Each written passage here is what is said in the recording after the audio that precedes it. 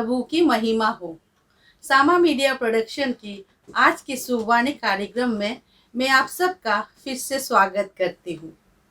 आज हम पवित्र बाइबल के दिए गए इब्तह का वादा के बारे में संक्षेप में आलोचना करेंगे। इजरायली फिर से यहोवा छोड़कर झूठे देवी देवताओं को पूजने लगे।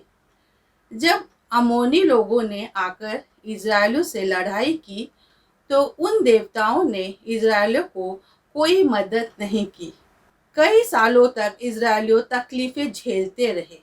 आखिरकार उन्होंने यहोवा से कहा, हमने पाप किया है, दया करके हमें दुश्मनों से बचा लो।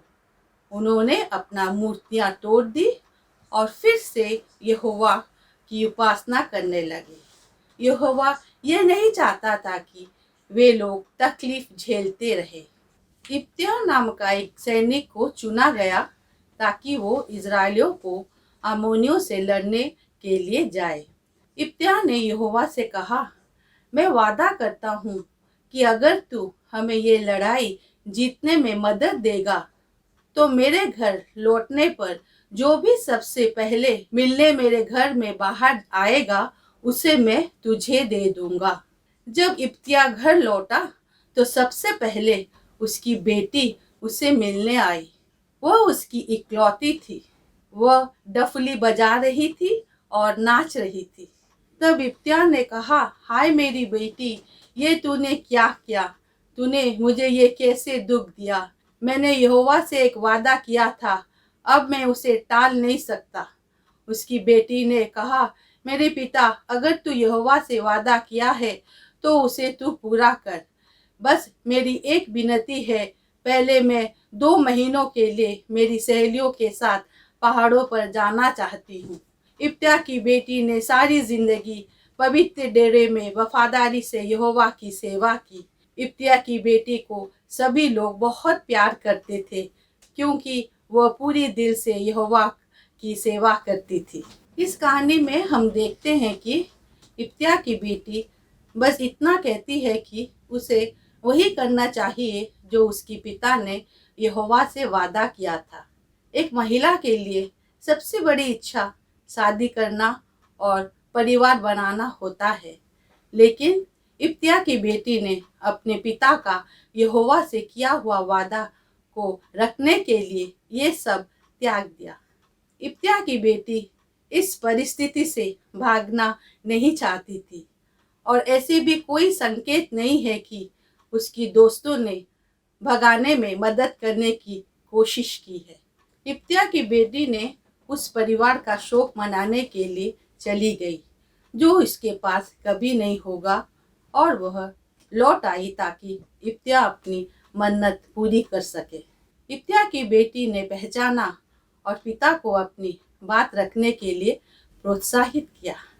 लेकिन हम पवित्र बाइबल में दिए गए अय्यूब की पत्नी के साथ तुलना करते हैं, तब हम देखते हैं कि जब अय्यूब को नुकसान का सामना करना पड़ा तो अय्यूब की पत्नी ने अय्यूब का ईश्वर को श्राप देने और मरने के लिए प्रोत्साहित किया। इसमें हम देखते हैं कि इब्तिया की बेटी कैसे यहोवा का सम्मान करती थी। इब्तिया की गिनती वफादारों में होती है। उनकी बेटी को जो प्रशिक्षण मिला होगा उसमें ईश्वर की प्रति वफादारी देखी जा सकती है। उसकी प्रतिक्रिया स्वाभाविक नहीं थी जो किसी भी कीमत पर उसके जीवन पर दबाव डालने वाली हो। हमें ये कुछ विषय पर ध्यान देना चाहिए। सबसे पहले है कि हमें समझना चाहिए कि ईश्वर से वादा करना कोई छोटी बात नहीं है। एक बार वादा करने पर उसको हर कीमत पर निभाना चाहिए।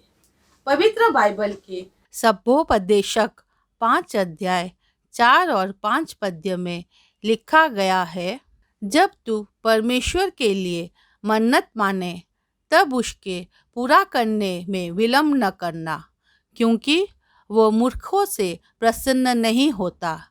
जो मन्नत तूने मानी हो उसे पूरी करना। मन्नत मानकर पूरी न करने से मन्नत का न मानना ही अच्छा है। दूसरा है कि हमें परमेश्वर की आज्ञाकारिता को अपने जीवन से भी ज़्यादा महत्व देना चाहिए। पवित्र बाइबल के व्यवस्था विवरण पुस्तक 13 अध्याय 4 पद्य में लिखा गया है, तुम अपने परमेश्वर यहोवा के पीछे चलना और उसका भय मानना और उसकी आज्ञाओं पर चलना और उसका वचन मानना और उसकी सेवा करना और उसी से लिपटे रहना। तीसरा है कि बच्चों को ऐसे प्रशिक्षित करें कि वह ईश्वर के भय से बढ़े और पिता माता को आदर करने के साथ साथ हर हालत में ईश्वर की आज्ञाकारी बने और उसको सम्मान दे, जैसे कि इब्तिया की बेटी ने किया। पवित्र बाइबल के नीति वचन पुस्तक 22 अध्याय 6 पद्य में लिखा गया, लड़के को शिक्षा उसी मार्ग की दे जिसमें उसको चलना चाहिए और वह बुढ़ापे में भी उससे न हटेगा। चौथे में अपना संगति ऐसे लोगों से रखे जो प्रतिकूल परिस्थिति में गलत सुझाव न दे और ईश्वर से भय करे। पांचवा ये है कि हर परिस्थिति में वफादार रहे। पवित्र बाइबल के नीति वचन पुस्तक 3 अध्याय 5 पद्य में लिखा गया है, तू अपनी समझ का सहारा न लेना वरन संपूर्ण मन से यहोवा पर भरोसा रखना।